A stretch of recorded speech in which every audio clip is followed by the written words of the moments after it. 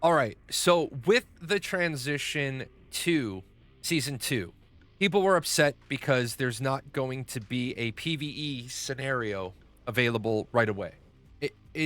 We're going to be forced to either stay on our servers for 4 weeks, then have about 2 weeks of null time on Eternal Land, or sign up for the new scenario. And you can sign up for the new scenario this week, or you could sign up for the new scenario in a week or 2 weeks or 3 weeks or even 4 weeks, because there's about 4 weeks difference between where our most mature servers are and where the youngest servers are. Now, a lot of people are upset because they do not want to be forced into PvP. People feel that September scenario being faction-based PvP is unfair because they don't want to play in a PvP game. Now, right now, the only piece we know is it says faction-based PvP.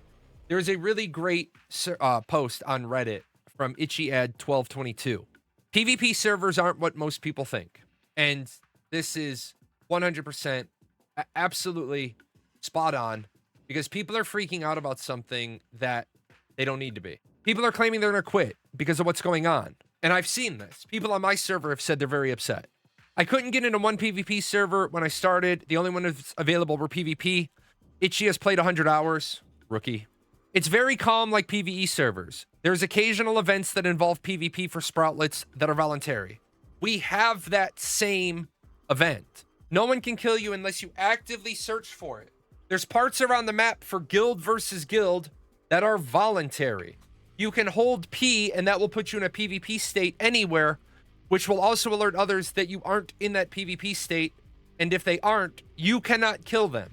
In short, you can fish without somebody killing you. You can work on your house with somebody killing you. You can do your main or side missions without somebody trying to kill you, unless you want them to try to kill you. And what people don't realize is we can currently queue PvP on the PvE servers. And you can see I have entered Madness State. And when I go into my character, I have enabled PvP. I can run around all day, and unless somebody else flags up for PvP, right? I can't come into his base. I can't do anything to it. It's not like he'll take damage. I could find him and I could, I could fight him. I could fight my neighbor. I could shoot at him. But unless he wants to PvP, then it doesn't matter. And since I didn't engage in PvP for 30 some odd seconds, I switched off the screen, but I fell out of PvP state.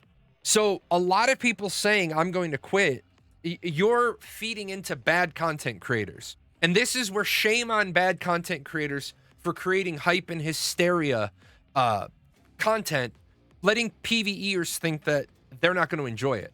What is the difference between PvE and PvP servers? The territory conquest, which is just guild versus guild stuff that, let me tell you, we don't have on the PvE servers. It's completely irrelevant. I want to talk about some people's complaints, right? Some people's complaints. Endgame PvP is atrocious. The rendering of objects is broken. We notice someone using their car as deployable cover, but the car doesn't render past 100 meters. Something that's incredibly common given the strength of snipers. You end up just firing at a guy waddling out in a field and doing 10 damage to the car. Right. War is their attacker favored beyond belief. The amount of explosives people have access to and the strength of the structures do not match. Yes. Bingo exists. Hundreds of times better than any sniper and can one-shot through weak spot protection. Yes. Massive hit registration and desync issues. Can't comment on that one. I know there's massive desync issues in Prime Wars, and they've done a lot over the weekend to fix it. Living armor doesn't work if you get one shot. It should. Absolutely. Back to bingo and snipers. Everyone is a suppressor on everything, and suppressors are the most effective ones in any game I've played. You're silent past 20 meters. Yes, absolutely. Lots of people are way worse than they think they are, or incredibly far behind in gear. 3 separate wars with 3 warbands, maybe 9 people got kills. Those 9 people had bingo. This is what people is talking about. The PvP is, it needs help. How does PvP work, right?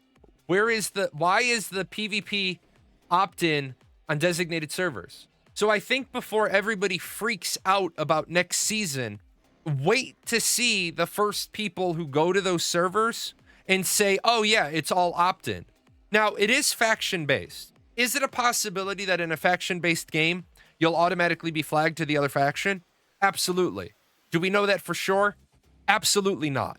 So I think people need to slow down a little bit about the concern, and they need to think to themselves, hey, maybe this isn't so bad. Maybe you think it's terrible. Comments below.